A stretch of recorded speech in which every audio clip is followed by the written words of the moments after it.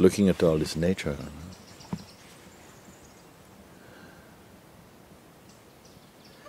and sensing the harmony and the balance, this intense nature at the same time, with all of its diversity and so many layers of the manifest functioning, in its intricacy, and it is totally astonishing to the human mind, must be, that one power governs. In fact, it is common sense to see that one power governs all things. It has to be one power. When you reflect upon these things, that just the magnificence and of God, where the creation and the manifest functioning is itself the embodiment, the expression in real time with the Creator, who is not apart from it, who is subtly imbued and pervading all that we see through the physical senses and the mind. This is an astonishing beauty.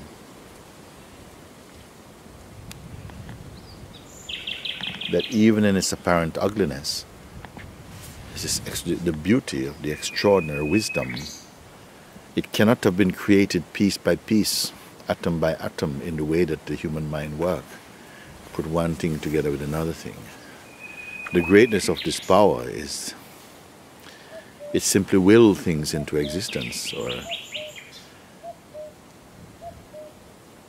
into form and functioning. It simply wills it, because it continues to create. It continues to be a creative power, and you cannot see a creator creating it. It is like the very act of creating is the creator creating, and the creation simply just unfolds, pours out of itself. Where's the separate creator, you see? The mind wants to attribute some separate creator somewhere, but where?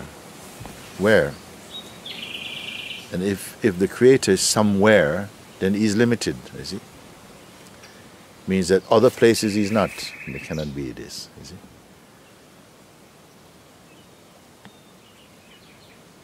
The creator is very present in the creation and the functioning of the creation in its diverse expression, you know. And also it is there perceiving it also, perceiving the manifest functioning, enjoying and even apparently suffering it, and yet it is totally untouched. It is totally untouched. It knows that within itself it is part of its creative joy, and why? Even that is crude way of putting it, that it remains untouched. As though it can suffer from any aspect of its expression. It cannot suffer. It is there, lovingly in everything, but not loving in the narrow confines of the human mind, not loving in this way, but love as the harmony of being and the totality of the expressiveness of that power, of that beingness. You see, and it's so incredible. Even sitting here, standing here, looking into this pond with all the beings who were placed here and who grew out of nowhere. They came to live and to dance, to play and to die here, and to procreate here. You see, so absolutely wonderful. What is the point? If there is a point, just to be in awe of this tremendous principle. It is life itself, but life in its form is continuously, constantly changing in its form, but in its formlessness is so pure.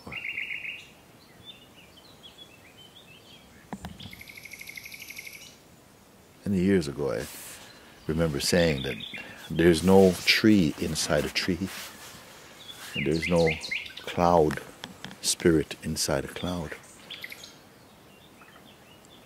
There's no horse inside a horse. There's no man inside a man. In all these forms, consciousness and the life force is dancing. There's consciousness, but who can see consciousness? Like the wind, you feel it, but nobody sees it.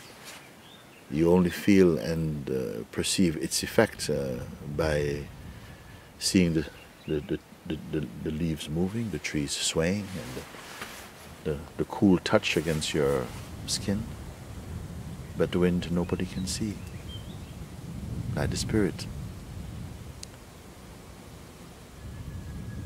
You see another human being or any life form, you see the form with the physical senses. There's much more to perceive than merely the form. And there's much more being perceived but not understood, not grasped. Because as long as there is within us this firm belief that we are just our tangibility as substance, as elemental substance, you don't see the subtle things.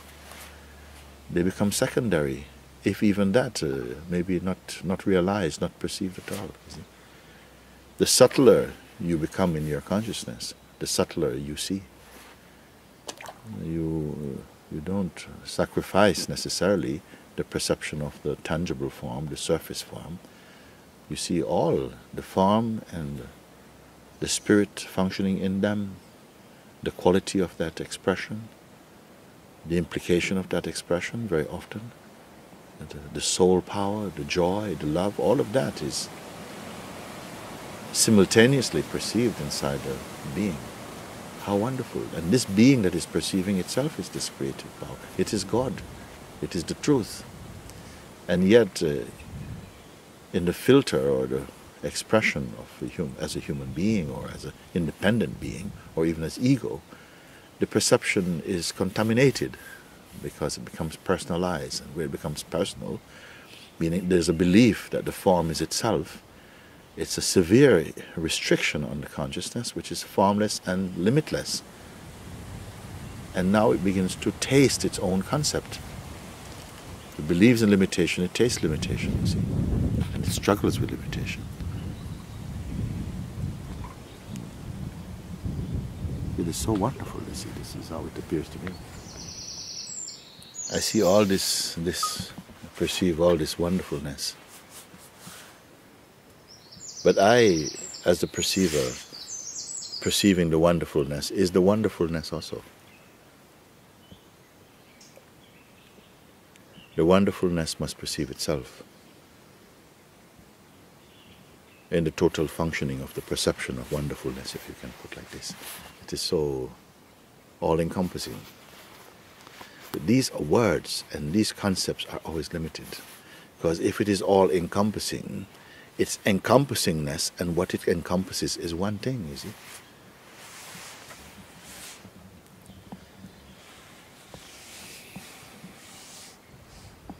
Where to take this? What to do with this knowledge or this perceiving or this knowingness? Nothing at all. Just become more juicy, more or less. More appreciative, more celebratory, more subtle in your inner introspections, and more loving, more appreciative, more all, more nothing. You see?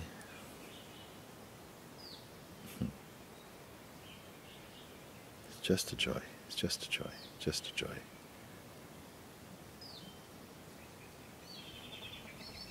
And yet there were moments of great pain and sorrow and upheaval within the play of the manifest functioning. There will be such times. But this moment is this moment.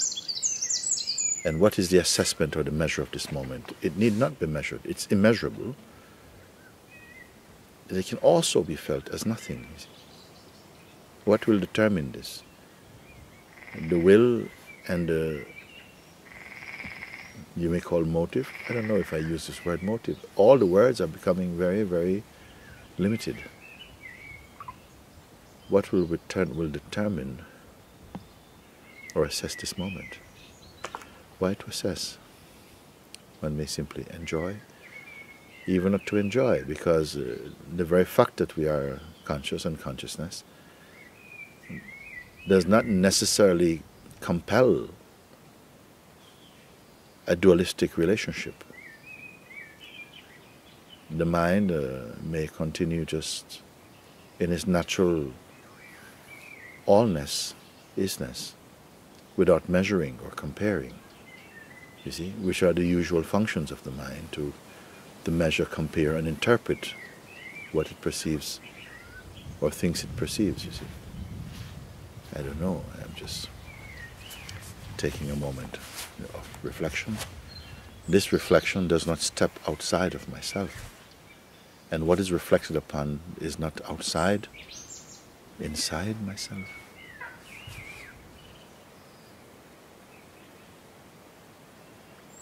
May you enjoy this as much as I do.